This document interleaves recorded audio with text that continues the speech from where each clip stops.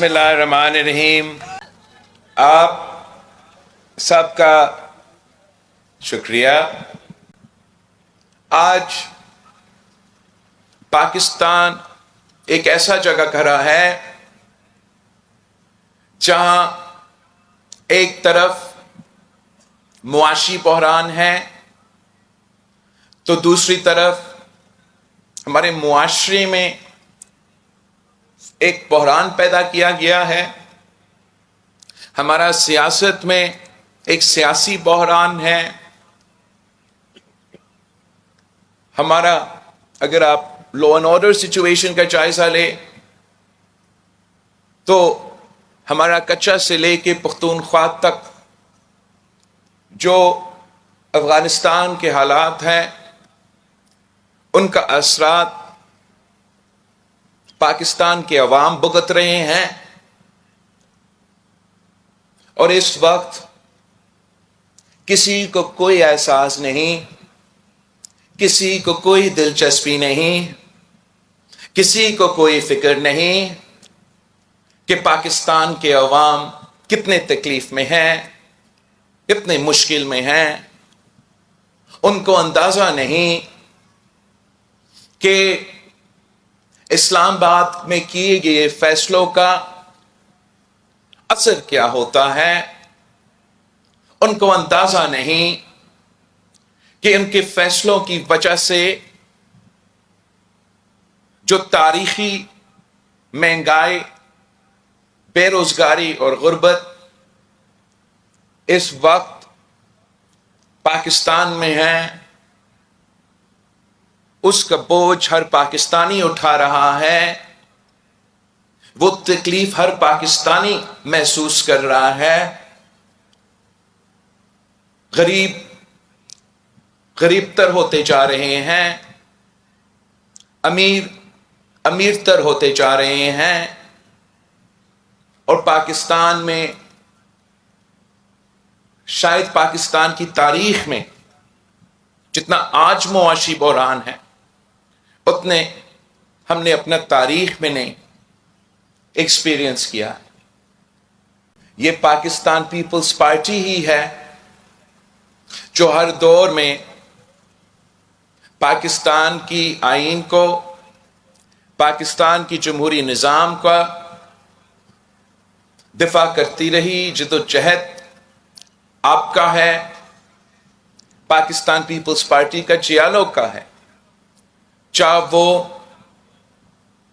عامر ضیاء کا آمرانہ دور ہو، چاہے وہ درمیان میں آئی جے آئی کا، یا وہ امیر المومنین بننے کا جو سازشیں تھے آپ نے ان کو بھی ناکام کروایا۔ جو مشرف دور تھا اس کا مقابلہ کیا، اور جو سلیکٹڈ دور تھا اس کا بھی آپ ہی نے، پاکستان پیپلز پارٹی کے جیالوں نے مقابلہ کیا۔ نیشنل اسمبلی میں بھیجا، اور پہلے دن پہ جو سلیکٹڈ راج تھا اس کو ہم نے پوری دنیا کے سامنے ایکسپوز کر دیا تھا، اور تب سے لے کے ہم آپ کی جدوجہد لڑتے رہے کہ پاکستان پیپلز پارٹی وہ جماعت ہے جو جمہوریت میں یقین رکھتی ہے، جو 18ویں ترمیم اور NFC ایوارڈ میں یقین رکھتی ہے، اور ہم نے ڈٹ کے ان تمام قوتوں کا مقابلہ کیا جو آپ کا حق پہ ڈاکہ مارنا چاہ رہے تھے۔ ہم نے ان کے جو سازش تھا کہ 1 یونٹ ایک بار پھر سے قائم کیا جائے، اور مسلسل سلیکٹڈ راج چلتے رہے، ہم نے مل کے اس سازش کو ناکام کروایا. اس دفعہ ہم انشاءاللہ تعالی پاکستان کو پہلے سے بچائیں گے. انشاءاللہ تعالی فروری 8 کو پاکستان کے عوام ایک نیا سوچ چنیں گے. ایک ایسا سوچ جو پاکستان کو، پورا پاکستان کو ایک کر کے ان تمام مسائل کا مقابلہ نہ صرف کریں گے مگر انشاءاللہ تعالی فتح حاصل کریں گے. میرا یہ کوشش رہا ہے کہ میں آپ کے امیدوں کے مطابق اپنا ذمہ داریاں پورا کروں. آپ نے 2018 میں مجھے اپنا MNA منتخب کروایا. میں مانتا ہوں کہ جو کام آپ نے کیا وہ اگر جس حلقہ سے شہباز شریف وزیر اعظم بنا، اگر اس نے وزیر اعظم بننے کے بعد ایک بھی ایسا کام کیا آپ مجھے بتائیں. اگر آپ میاں والی کو اٹھائیں جہاں سے وزیر اعظم عمران خان رہا اور ایک بھی کام دکھائے تو آپ کو نہیں ملتا. ہم تو کہتے کہ بی بی آپ نے کیڈٹ کالج کھولا تو ہم نے عورتوں کے لیے کیڈٹ کالج کھولے ہیں تو ضرور خوش ہوتی، مگر میں نے اور کام کرنا ہے. ہمارے ہاں بھی سیلاب ہوئے، بلوچستان میں بھی سیلاب ہوئے، ساؤتھ پنجاب میں سیلاب ہوئے، ساؤتھ پختونخوا میں سیلاب ہوا. تو آج بھی سیلاب متاثرین چاہے سندھ میں ہو، چاہے بلوچستان میں ہو، چاہے پختونخوا میں ہو، چاہے جنوبی پنجاب میں ہو، وہ سب مشکلات کا سامنا کر رہے ہیں. وہ سب آج تک تکلیف میں ہیں. میں اپنا کام سے تو مطمئن نہیں ہوں، مگر اگر آپ میرا کام کا کمپیرزن کر لیں کہ میں تو وزیر خارجہ تھا، وزیر اعظم کوئی اور تھا، عمران خان صاحب کے دور میں بھی سیلاب آئے، تب وہ وزیر اعظم تھا. پاکستان کی تاریخ میں کتنے سیلاب آئے، یہ پہلی دفعہ ہے پوری دنیا میں، یہ پہلا اگزامپل ہے جہاں حکومت سیلاب متاثرین کو گھر بنا کے دے رہے ہیں اور ساتھ مالکانہ حقوق دے رہے ہیں. پاکستان کے عوام انشاءاللہ تعالی فروری 8 کو ہمیشہ کے لیے اس نفرت اور تقسیم کی سیاست کو دفن کریں گے. انشاءاللہ تعالی ہم ایسے حکومت بنائیں گے جو عوامی حکومت ہوگا، جو عوام کا نمائندگی کرتے ہوئے پاکستان کو معاشی بحران سے نکالیں گے، پاکستان کے سیاسی اور آئینی بحران سے ہم نکالیں گے. ہم سمجھتے ہیں کہ ہمارا مقابلہ کسی سیاسی جماعت سے نہیں ہے، ہمارا مقابلہ کسی سیاستدان سے نہیں ہے، ہمارا مقابلہ اس مہنگائی، غربت اور بے روزگاری سے ہے جس کی وجہ سے میرا عوام پس رہے ہیں. اور ہمارے اوپر یہ فرض ہے. ہم تو یہ نہیں سوچتے کہ عمران خان وزیر اعظم رہا تو اس نے اپنے حلقہ میں کیا کیا، یا شہباز شریف وزیر اعظم رہا تو اپنا حلقہ میں کیا کیا. ہم تو جواب گری خدا بخش کو دیتے ہیں.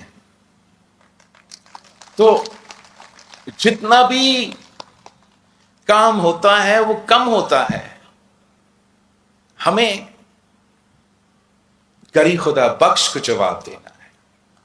آپ ساتھ تھے تو قائد عوام شہید ذوالفقار علی بھٹو ملک کا وزیر اعظم بنا، قائد عوام بنا، مسلم امہ کا قائد بنا، اٹامک بام کا بانی بنا.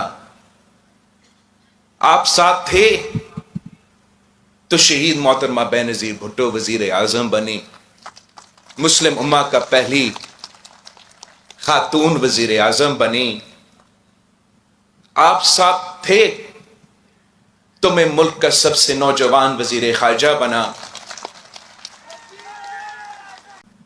ہم چاہتے ہیں کہ ہم گھر گھر روزگار پہنچائیں، اور ہم نے دیکھا کہ جب بھی آپ نے یہ کام شروع کیا تو کوئی نہ کوئی عدالت پہنچ جاتا ہے اور کوئی نہ کوئی رکاوٹ ڈال دیتا ہے.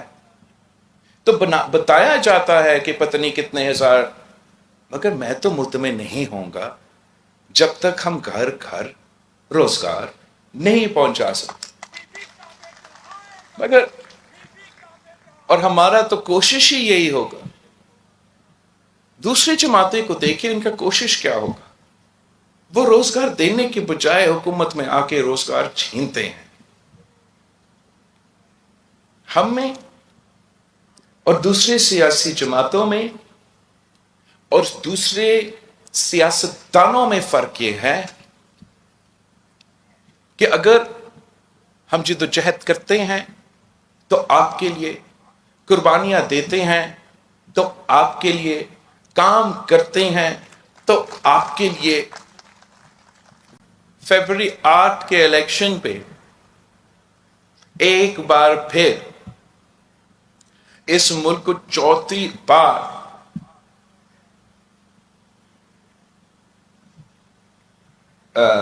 ایک بار پھر اس شخص کو وزیر اعظم ہم پہ مسلط کیا جاتا ہے تو اس کا نقصان آپ اٹھائیں گے، اس کا نقصان عوام اٹھائیں گے. آپ نے میرے آواز بن کر، میرا نمائندے بن کر گھر گھر پہنچنا ہے، میرے پیغام پہنچانا ہے، میرا منشور پہنچانا ہے، پاکستان پیپلز پارٹی کو کامیاب کروانا ہے، تاکہ ہم ایسے حکومت بنائیں جو آپ کا حکومت ہو، جو عوامی راج ہو، جو کسانوں، مزدوروں، نوجوانوں کا حکومت ہو، نہ کہ وہ پرانے سیاستدانوں کا پرانا سیاست کا حکومت ہو. جو ہمارے معاشرے میں ایک نفرت اور تقسیم